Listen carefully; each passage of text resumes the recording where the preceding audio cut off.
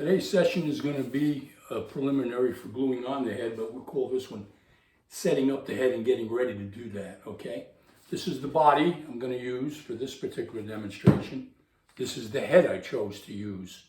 And like I said, one of the things I use to help center the head is I put a push pin into the top of the head. That allows me to put the head on there and have some kind of movement around without it falling off on me. I can kind of see, do I want it here, do I want it here? I've decided I want this head like in this kind of a position. So I would at that point take a pencil and just line it out so I have that imprint on there of where that head's going to position itself. I mark the head accordingly with arrows so they line up here and in the back here with arrow lines.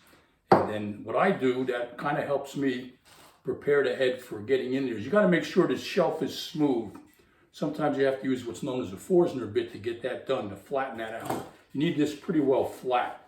I accomplish that a lot of times just by using a chisel and cutting in. I'll take an X-Acto knife or one of my regular carving knives and follow that line around on the inside, carve it in, and then I will chisel out to that line just to get a recess in the back. So when the head is on, it's actually sitting in a little bit of a recess.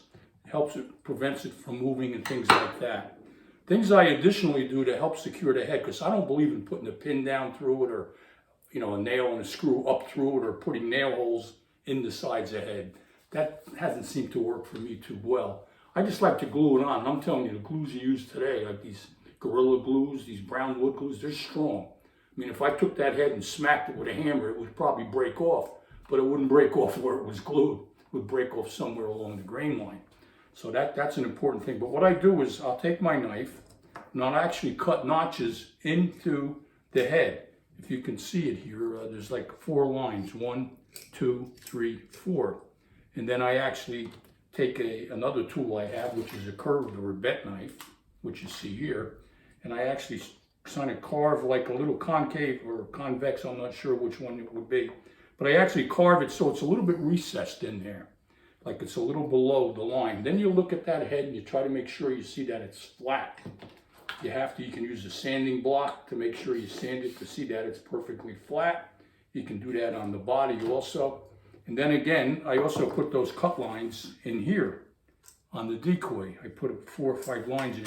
Now what am I doing by doing that? When I put my glue in there and brush it in, I use a regular flux brush to do that, which is a brush that looks like this. I dip it in my wood glue, and we're going to show you that in the next video, which is the gluing process.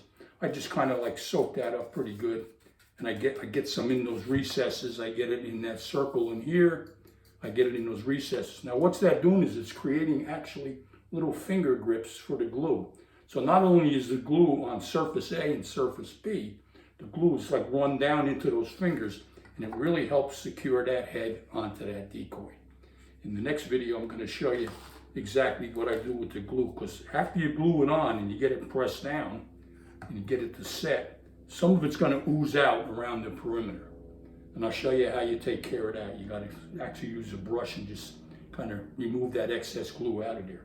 Then, of course, you're always going to see that seam or that line where you put head A onto head B. How are you going to eliminate that? Because you want it to look almost seamless. And you don't want that head, as you see here, to come straight down. It doesn't go like that. There's a curve there. That's where your finger and putty come in, or a popsicle stick. You actually run putty around there, and you kind of smooth it out with a brush or with the stick, and you keep working it, and you get it nice and smooth so that head comes down and just kind of flows back into the body. That's about it for today's video. The next one will be actually, applying the glue and getting it set up. Now the problem there is, when I put the glue on, I got to let it set up. And then after I do that, I have to proceed with putting in the wood putty to eliminate the noticeable seam that's going to be on there. And then I may even have to do some sanding in the front here to make that line come smoothly down from the neck right on down and into there. I can take some of this in, or I can just fill that up with putty and smooth it out. You want that head to just flow into the chest in the front, and in the back come down and slightly go. And as you can see, your finger, your thumb is the perfect angle to do that kind of stuff. Okay, that's it for today's video. And like I say, the one that follows will actually be involving the gluing process.